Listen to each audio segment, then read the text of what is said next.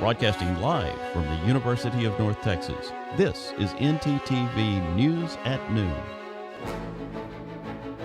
The sentence for the man who drugged and killed a woman in Fort Worth. An update in the woman who was lost at sea in the Bahamas.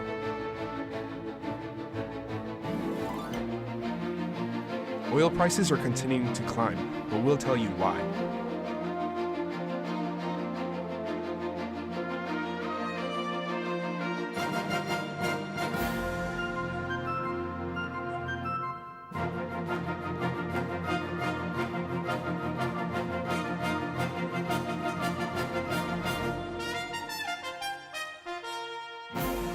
Good afternoon. Thank you for joining NTTV News at Noon. I'm Majay.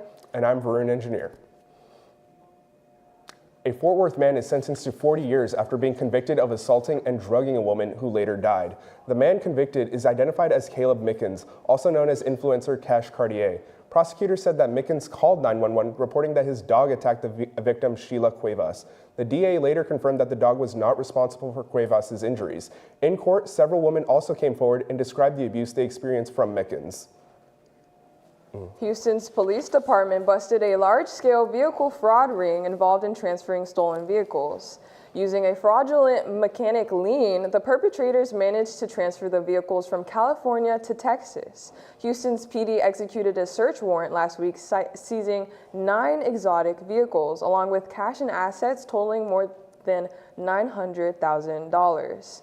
Police arrested 35-year-old Talal Obeid, who is believed to be the central figure in the operation.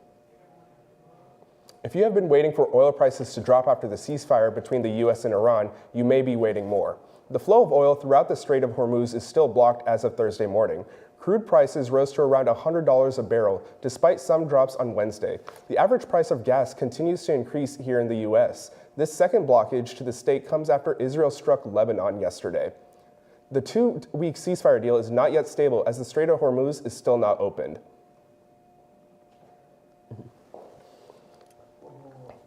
A Fort Hood OBGYN faces sexual assault charges with a victim count tripling.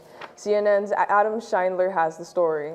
Finally happening. New preferred charges include sexual assault and abuse, attempted sexual assault, extramarital sexual misconduct, secretly filming an alleged victim at a residence off-post, and the number of specific incidents has risen from 54 to 146.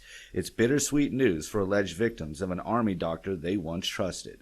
This has to be such a difficult task to be able to watch these videos, go back, figure out names, dates, appointments, and all of that, because there's hundreds of appointments. So reassuring, I guess, would be like the better word, that they're able to corroborate all of these stories and timelines. The new charges are a small win for victims and folks like the League of United Latin American Citizens who have been standing with them in the fight for justice. We're always meeting. We're doing demonstrations. We're gathering the community, and we want the community to know that they have a voice, and we'll stand with them. We're going to stand with them, and we're going to get justice. Part of that justice goes beyond this case and starts with policy changes in the military, like ensuring patients have a chaperone in the room during exams. This type of crime, sexual harassment, sexual assault, is something that can be preventable, and that's what we want to do. We want to address that. For now, they are standing with the victims who are happy to know they are not alone. There's so many other survivors, but then there's so many people behind us that don't have to be, but are choosing to be and choosing to help us have a voice and choosing to just give us that support. So when we want to say, this is too much, I give up, they're like, we can do this. I'm with you. You're not alone. Paul Valley's principal, Chris Moore, heroically saved student lives on Tuesday. Moore and other staff spotted a 20-year-old male walking on campus with a firearm. Immediate action was taken as they attempted and ultimately subdued the gunman. Multiple shots were fired, but Principal Moore was only injured as he was shot in the leg. There's not a doubt in my mind that he saved kids' lives yesterday. We did great yesterday. School, first responders, teachers, parents did well yesterday. Moore was airlifted to the hospital and is currently in stable condition. A major shutdown on the Dallas North Tollway this morning, according to Frisco police. The DNT is shut down at Panther Creek in all northbound lanes and only one southbound lane is open. The crash was caused by a concrete pump truck that hit the center wall of the highway. The driver was taken to the hospital with serious injuries. Police said drivers should expect significant delays this morning. The traffic is being diverted to Panther Creek exit at this time. Well, what do you think of the weather? I like it getting warmer, but I kind of hate how it's starting off cold in the morning. I know, right? It makes it harder to dress. Well, I'm sure our weather anchor, Sherelle Orozco, can help out with that. How should we dress, Sherelle? Yes, Rune. Well, welcome back, guys. The weather has been feeling kind of crazy lately, so honestly, I can't really answer that since in the mornings it is starting to feel really chilly, but in the middle of the day, it starts to feel really hot. So it's just up to you and what you prefer to wear. But lately, the weather right now, currently it's at 73, and the wind is going to be really high, guys, so just keep that in mind. For tonight's conditions, it is going to start feeling a bit more colder. It's going to be around 60s, and the wind is still going to be a bit high. Tomorrow's conditions, it is going to start feeling really hot, but we are going to start seeing some rain, so just keep that in mind. And the wind is going to be a little bit lower, so that's not that bad. It's going to be by 11, and that's all for me. Back to desk. In East Texas, the actions of one heroic boy helped save his family from a house fire. Robert De La Garza has more. It's just another neighborhood in Longview, but what happened here tells a different story of two unlikely heroes. But yeah, we call him our angel and our hero. Early Friday morning, Lula Craven says her family was woken up with a loud knock at the door and a warning. I set the fire. I went in her room and screamed fire. And he came to my room with his little blanket and he told me, it's a fire. I said, what? I woke up, he said, it's a fire. Her nephew, 5-year-old Jaden, may not fit the mold of your typical hero.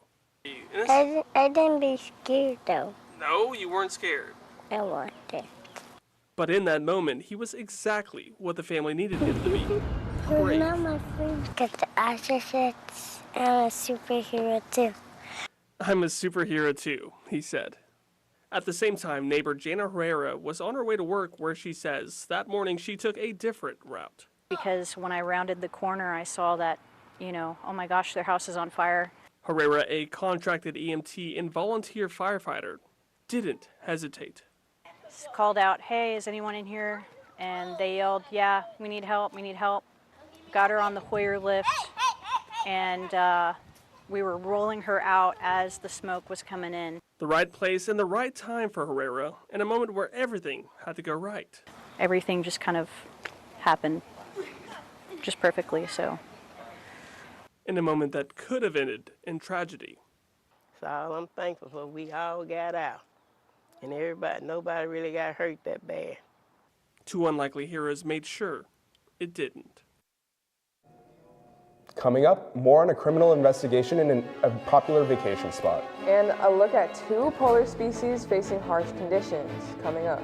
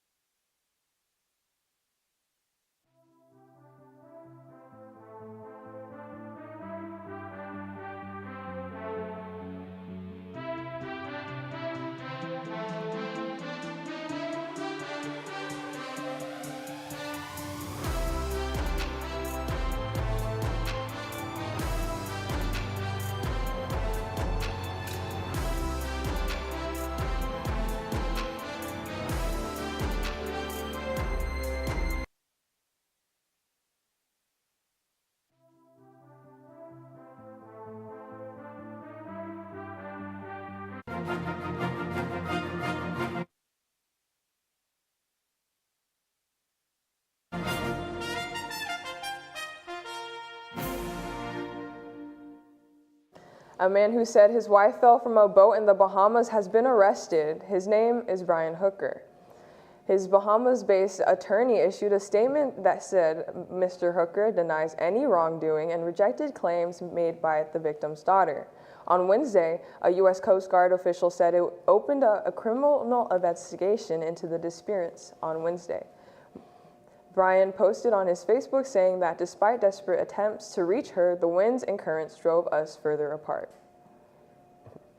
In South Central Texas, a motorcycle crash followed an explosion with children just a few feet away. KNS 5 reporter Mike Jimenez has the story. Said, "Oh my God, I cannot believe that just happened." Take a look at this video that is making the rounds on social media, showing a motorcycle skidding down Wood & Fox near Marbach Road Thursday afternoon, with its rider quickly sliding on the road behind it. The motorcycle then hits the curve on Oakwood Crest, where it explodes. I saw that he had hit the curve, and then his motorcycle flew up in a fireball. And fortunately, it didn't hit the children that were close by, but it looked like a very close call. Robert Bettis, whose home security cameras caught the crash, says when he first arrived at his home, he saw his neighbor using a garden hose trying to put out the flames. I also noticed that the rider was running across the street on fires. In the video, you can see the rider of the motorcycle run into a field along Wood & Fox and then collapse onto the ground. But Bettis says he was told the rider was okay. I'm just glad from my understanding when I talked to the police, the children are fine. And no one besides the rider was injured, but even the rider was able to walk away from that accident. Bettis called the video incredible and mind-blowing, and some people watching it on social media say it was AI generated. There was a lot of people out there talking about that this video is AI. And oddly enough, I'm a cybersecurity and AI major at UTSA, but I can say that this was not a hoax. This was not me trying to dupe the news. This was a real video that actually happened. Mike Jimenez, KINS 5.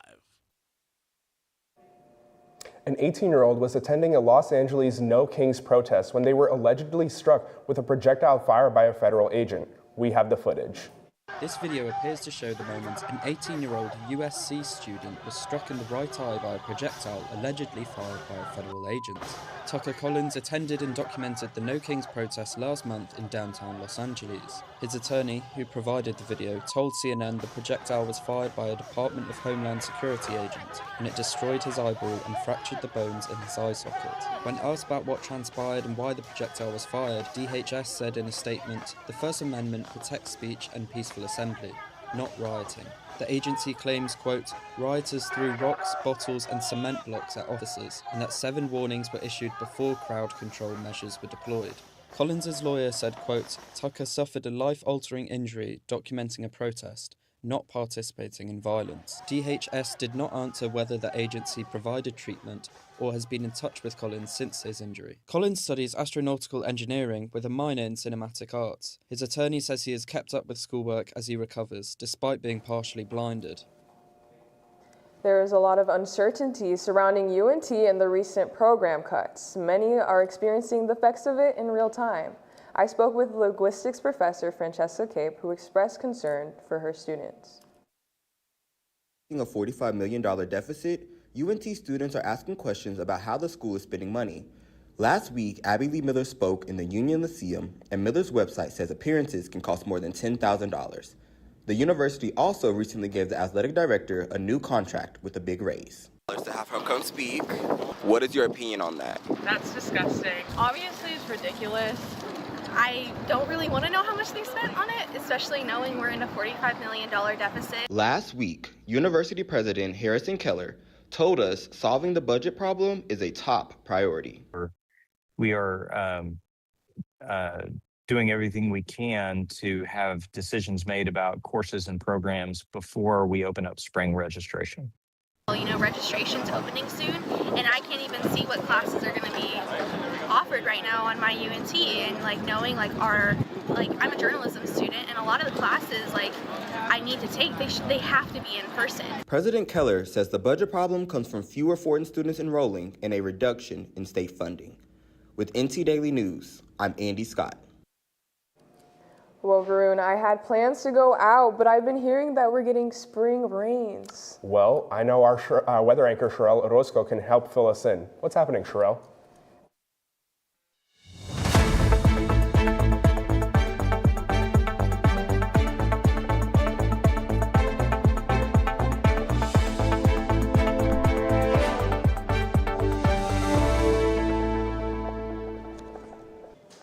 Yes, welcome back. The weather has been really crazy lately, but we are around the 70s here in Denton. We are going to start feeling a bit 70s all over North Texas. So it's honestly great weather to go outside, but just keep in mind it is going to start feeling a bit kind of windy outside, guys. So wear a jacket, anything, because later at night it is going to start feeling a bit more colder. But for all Texas, it is going to start feeling really nice. If you want to go to Houston, it's a perfect time to go out. Austin is 82. Around here is all 80s. Over here is also around 80s too. So it's honestly a perfect time to just go out with family and friends. Just keep in mind the rain, because here in across Texas, we are going to start feeling a bit of rain, humidity. So just keep that in mind. But across the temperature throughout the whole entire week, we are going to start feeling rain. Typical here, we are starting to feel the spring. Throughout the weekend, we're going to start feeling a lot of rain. And we're also going to see on a random Tuesday the sun. This is what I mean. Here in Denton, you can't expect what the weather is going to hold for us. But throughout the whole entire week, it is going to start feeling a bit better. But on Thursday, again, it's going to start raining. So just keep that in mind. But back to Manje. She has great news for us. Thanks, Sherelle. Cute, fluffy, and their waddle made them famous, but sources say the emperor penguin and the Antarctic fur seal could be moving towards extinction. These two iconic polar species are facing harsh challenges with warmer ocean waters, melting sea ice, and lower food availability. These species are now on the red list from the International Union for the Conservation of Nature. The red list is different than the U.S. Endangered Species Act, mainly indicating their risk of extinction. 3 former mental facility workers have been charged with neglect after a patient of theirs died in their care. Reporter Randy Hildreth has more.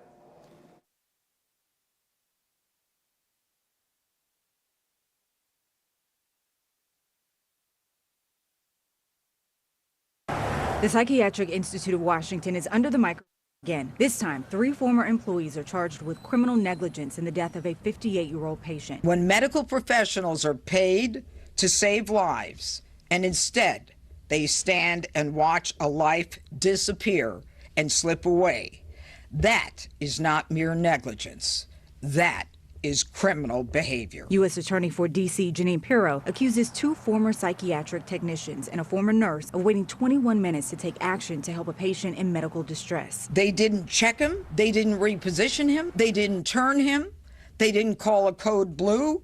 They didn't check his pulse. They didn't attempt CPR. They didn't initiate resuscitation efforts. They did nothing. Pirro says this case dates back 6 years and that the deadly incident was caught on camera, echoing concerns of the federal advocacy group Disability Rights DC. They've accused the facility of questionable service for the community over the years. A 2022 report raised concerns about the medical treatment of patients, safety protocols, and an inadequate level of trained staffing. WUSA 9 has also reported on multiple allegations of neglect and lawsuits tied to the facility. I wish I could be surprised. Hamid Sahir is representing Karen Streeter and her daughter in a malpractice lawsuit against PIW. In the lawsuit, they allege Streeter's daughter was sexually abused and physically assaulted after she was admitted in 2023. True oversight of what's going on.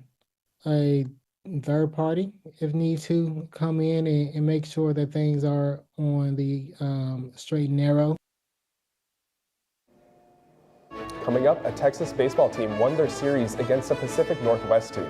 And some good health news for the people who have a specific lifestyle habit. We'll explain more after this break. Evil lies here.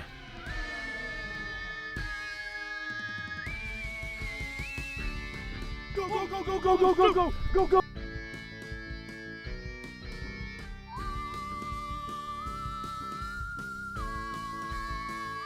Get that. Be gone, evil spirit.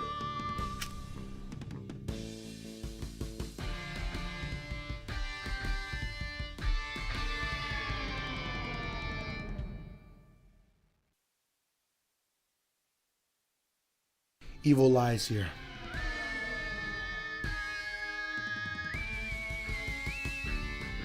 Go.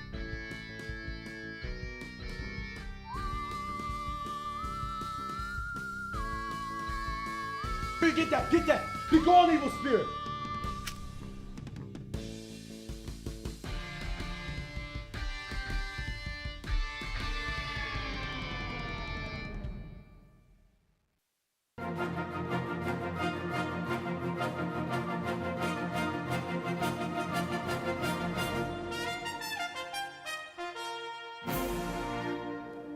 A true love story out of Tennessee. This married couple's love was evident in all that they did together through the end of their lives. CNN's Sarah Allen tells us about their love story and the impact it left for their family.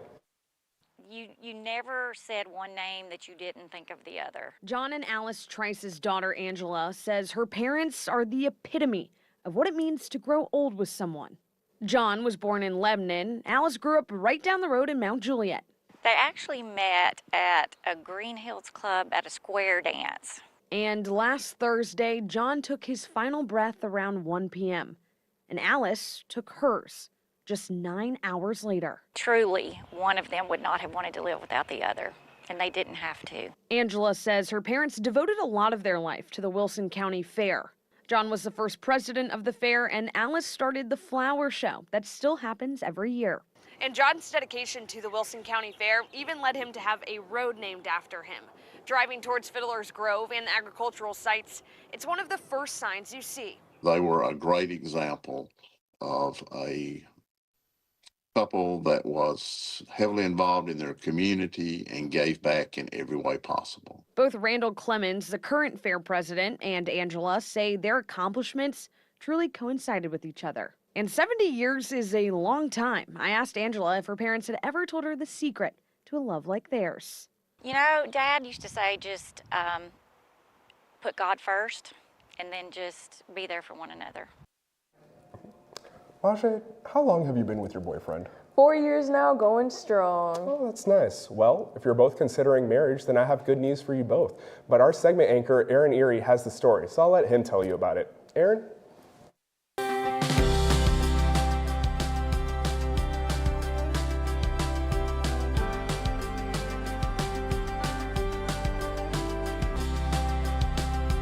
Well, congratulations, Majay, first of all. And that's good news for you both because a study by Cancer Research Communications suggests that marriage could be linked to a lower risk of cancer.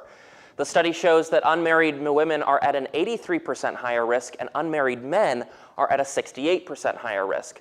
With that said, those risks depend on the type of cancer and other factors. As married adults get older, this health benefit accumulates over time. And on another good health note, make sure you're eating your greens and growing foods. A study published by the journal Neurology found that high-quality, plant-rich diets had a lower risk of Alzheimer's. The study also found that this diet shift makes an impact even if you make a change in your 50s or 60s. After about a decade, participants who cut back on healthy foods saw roughly an 11% drop in dementia risk. Experts suggest staying away from refined grains, added sugars, and ultra-processed foods. They say the key is to focus on nutrient-rich whole foods like fruits, vegetables, nuts, and whole grains. Majay Varun, back to you. Thanks, Aaron. Well, I've got to say, while up here reporting, my throat gets really dry and I get so thirsty. I understand you. But I hear our live shot anchor, Jackson Garrett Spring, is out at a Coca-Cola truck right now, and maybe he can bring us some drinks back. Jackson? That's right, guys. I'm here right outside the Student Union where there's a Coca-Cola truck parked out here giving students free drinks. You can come out, not only get yourself a free drink, but they've got music and a photo booth. They won't be here for long, leaving at 1:30 p.m., so quickly come and grab yourself one. I'll see if I can grab a few and bring them back to the studio. That's all I have. With NTTV News, I'm Jackson Garrett Spring. Bruin, I know it's already April, but I'm missing March Madness. I understand. I feel that same way, but don't worry, the NBA playoffs are right around the corner. Let's send it over to Jeremiah and see what's next in the sports world. Well, Majay, March Madness may be over, but the intensity isn't slowing down. Coming up in sports, the Thunder take history, and the Spurs are dip, and the Rangers are heated up early. Stay with us. It's a jibber jabber. Yes, jibber jabber. Jibber Jabber is a man-on-the-street NTTV show for Instagram that's in its 7th season, with 2 hosts, 1 comfy chair, and a Would You Do Something bowl. Pretty much the gist of our show is that we're going to be inviting UNT students, all of our lovely family over, and we're going to be talking to them. And when we run out of things to say, we're going to ask them, would you do something? I think we're ready to do something. Yeah. Fortnite son or Minecraft daughter?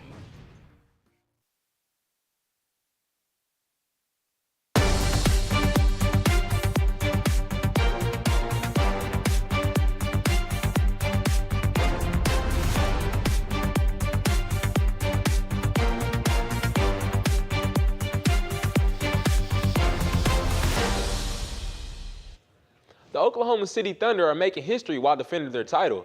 Oklahoma City clinched the NBA's best record and the top overall seed with the 128-110 win over the Los Angeles Clippers Wednesday night. It marks the 3rd season in a row that the Thunder have earned the #1 seed in the Western Conference, joining the league company in NBA history. According to ESPN research, only 5 other teams since the league expanded to a 16-team playoff format in 1984 have accomplished that, including dynasties like Jordan's Chicago Bulls and Curry's Golden State Warriors.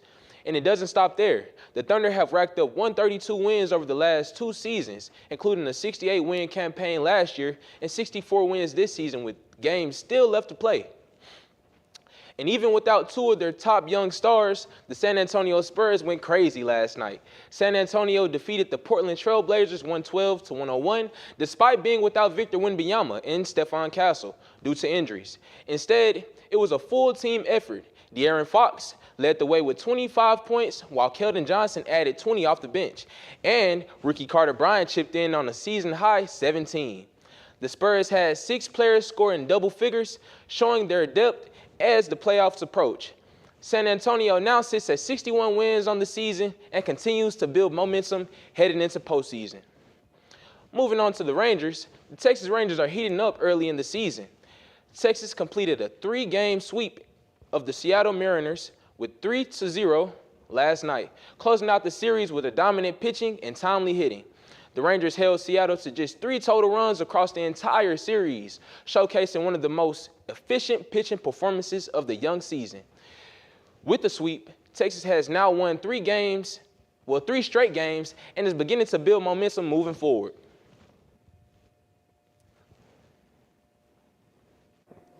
Thank you, Jeremiah. I just want to say thank you all for watching NTTV News at Noon. Join us again tonight at 6 here on North Texas Television.